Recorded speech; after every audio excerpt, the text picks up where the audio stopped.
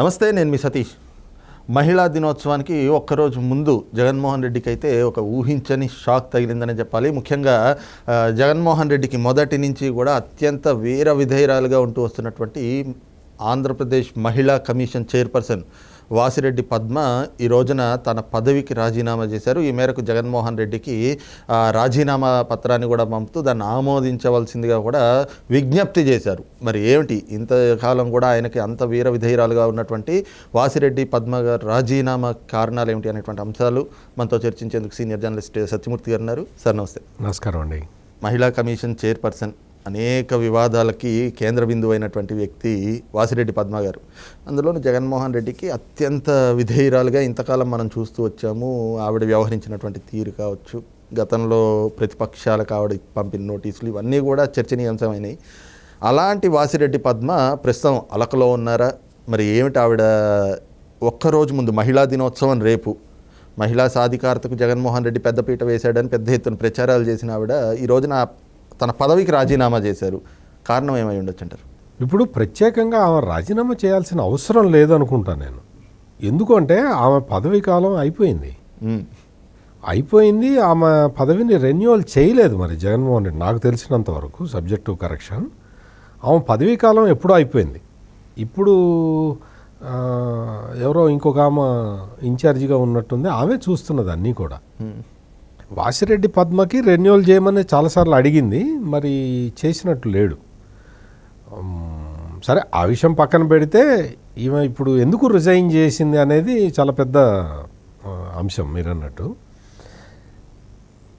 ఎలక్షన్ల ముందర ఇట్లా వాసిరెడ్డి పద్మ పదవికి రాజీనామా, అంటే ఉన్న పదవి లేని పదవి అనేది మనకి తెలియదు, కానీ లేని పదవికైనా సరే ఇట్లా రాజీనామా చేయటం అనేది ఇప్పుడు పెద్ద డిస్కషన్ పాయింట్ అయింది. ఎందుకు అంటే ఈమె పదవిలో ఉన్నప్పుడు అసలు ఉమెన్ కమిషన్ అంటే చాలా చట్టబద్ధమైన సంస్థ, అది సర్వాధికారాలు ఉంటాయి. అటువంటిది ఏళ్ళేసి డీజీపీ దగ్గరికి వెళ్ళి బతిమలాడుకోవటం, లేకపోతే పోలీసులు ఎస్ఐ దగ్గరికి వెళ్ళి బతిమలాడుకోవటం, అయ్యా కేసు పెట్టండి. ఒకటేదో ఒక చిన్న సంఘటన జరిగినప్పుడు, చిన్న సంఘటన కాదు, చాలా పెద్ద సంఘటన, ఒక అత్యాచారం సంఘటన అవును, ఒక బాలిక మీద చంద్రబాబు నాయుడు పరామర్శించడానికి వెళ్తే అక్కడ అదే టైంకి వాసిరెడ్డి పద్మ కూడా వచ్చి నానా గొడవ చేసేసింది. అవును, చేసేసి తెలుగుదేశం వాళ్ళు తన మీద అటాక్ చేశారని కేసు పెట్టింది. అంటే తన విధి నిర్వహణకి అడ్డం వచ్చారు.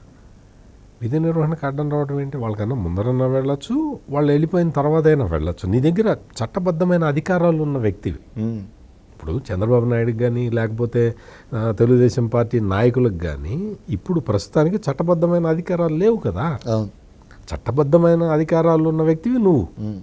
వాళ్ళు వచ్చి వెళ్ళిపోయిన తర్వాత వెళ్ళి ఆ సమస్యను అడ్రస్ చేయొచ్చు.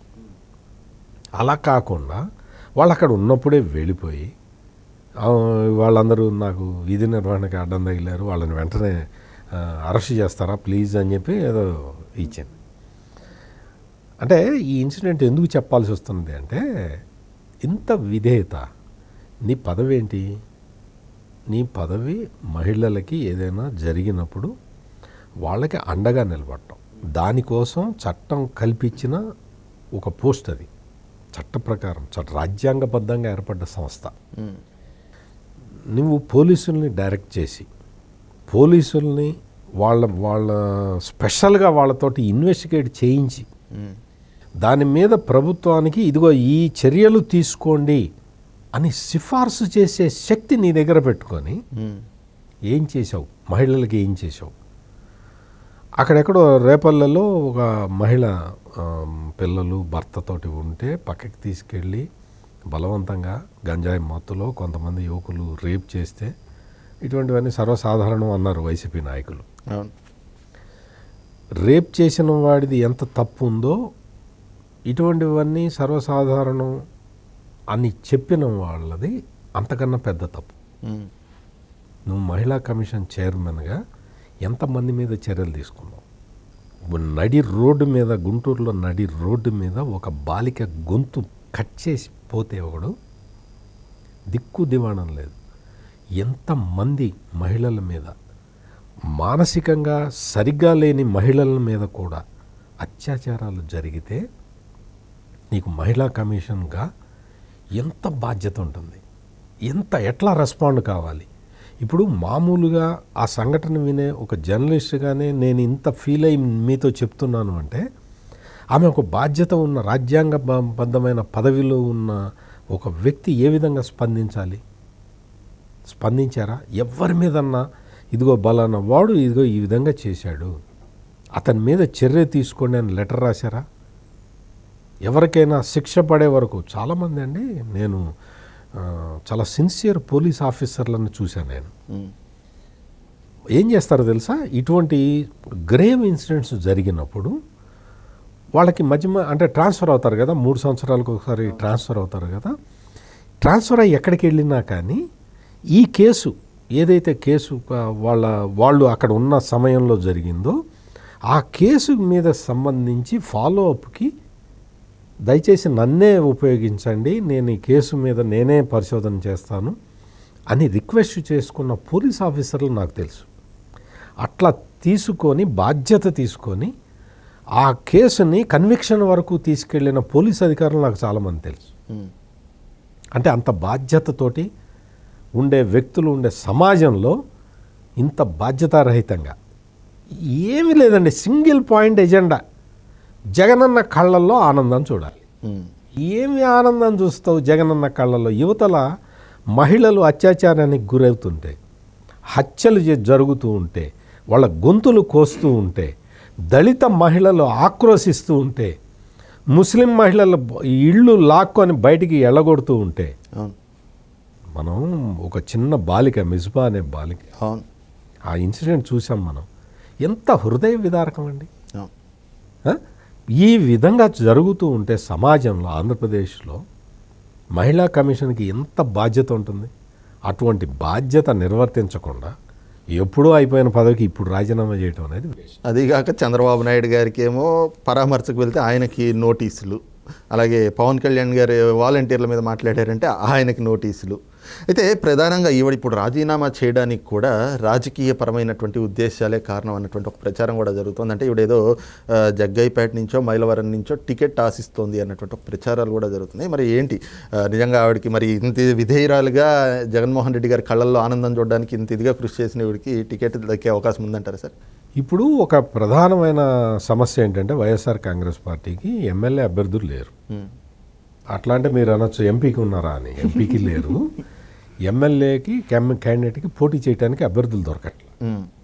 ఇప్పుడు మీరు చెప్పిన 2 కాన్స్టిట్యున్సీలు కూడా ఖాళీగానే ఉన్నాయి. ఎక్కడా కూడా మేము పోటీ చేస్తాము అని వస్తున్న దాఖలాలు లేవు వైఎస్ఆర్ కాంగ్రెస్ పార్టీకి. ఇప్పుడు ఏంటి అంటే ఈ వాసిరెడ్డి పద్మ లాంటి వాళ్ళని తీసుకెళ్ళి అక్కడ పెట్టుకొని వీర విధేయత నిరూపించుకున్న వ్యక్తి కాబట్టి ఈమెకి మళ్ళీ అవకాశం ఇస్తే ఇవ్వచ్చు, నేనేమి దాన్ని ఏం కాదంటలేదు. వాళ్ళకు కూడా క్యాండిడేట్లు లేరు, ఈమెకి అంతకన్నా మార్గం లేదు. ఎందుకంటే మహిళా కమిషన్గా నాకు రెన్యువల్ చేయండి అని పాపం 2 ఏళ్ల నుంచి తిరుగుతుంటే చేయట్లేదు కదా. అందుకని ఇప్పుడు కనీసం మరి ఎమ్మెల్యే టికెట్ అన్నా ఇవ్వండి, మీకెటు క్యాండిడేట్లు లేరు కదా, నాకన్నా ఇవ్వండి అని మరి అడుగుతున్నట్టుంది. ఎంత ఏది అడిగినా కానీ ఈమెకి టికెట్ ఇస్తే మాత్రం ఖచ్చితంగా అక్కడ తెలుగుదేశం జనసేన క్యాండిడేట్ గెలవటం అనేది ఖాయం. రైట్, ఇది చూస్తున్నాం కదా. ముఖ్యంగా ఏదైతే గడిచిన 5 ఏళ్లుగా కూడా మహిళలపైన అరాచకాలు, దౌర్జన్యాలు, అలాగే అత్యాచారాలు జరుగుతూ ఉంటే కళ్ళు మూసుకుపోయినట్టు వ్యవహరించినటువంటి వాసిరెడ్డి పద్మ, అది కూడా ఒక బాధ్యతాయుతమైనటువంటి పదవిలో ఉంటూ మహిళా కమిషన్ చైర్పర్సన్గా ఉంటూ మహిళలకి అండగా నిలవాల్సినటువంటి వాసిరెడ్డి పద్మ ఇంత బాధ్యతారహితంగా వ్యవహరించి ఈ రోజున మరి ఉందో పోయిందో తెలియనటువంటి పదవికి రాజీనామా చేయడం అంటే అది ఒక హాస్యాస్పదంగా కనిపిస్తోంది. అయితే కేవలం ఆవిడ రాజీనామా కూడా ఒక రాజకీయ ఉద్దేశాలతోటే చేసినట్లుగా ఉంది. కానీ నిజంగా ఆవిడ ఏదైతే రాజకీయంగా కోరుకుంటున్నటువంటి పదవి ఆవిడకి ఇచ్చినా కూడా ప్రజాక్షేత్రంలో మాత్రం ఖచ్చితంగా విజయం సాధించేటువంటి అవకాశాలు అయితే శూన్యంగానే కనిపిస్తున్నాయి అన్నటువంటి భావాన్ని కూడా సీనియర్ జర్నలిస్ట్ సత్యమూర్తి గారు వ్యక్తం చేస్తూ ఉన్నారు. Thank you. నమస్కారం అండి.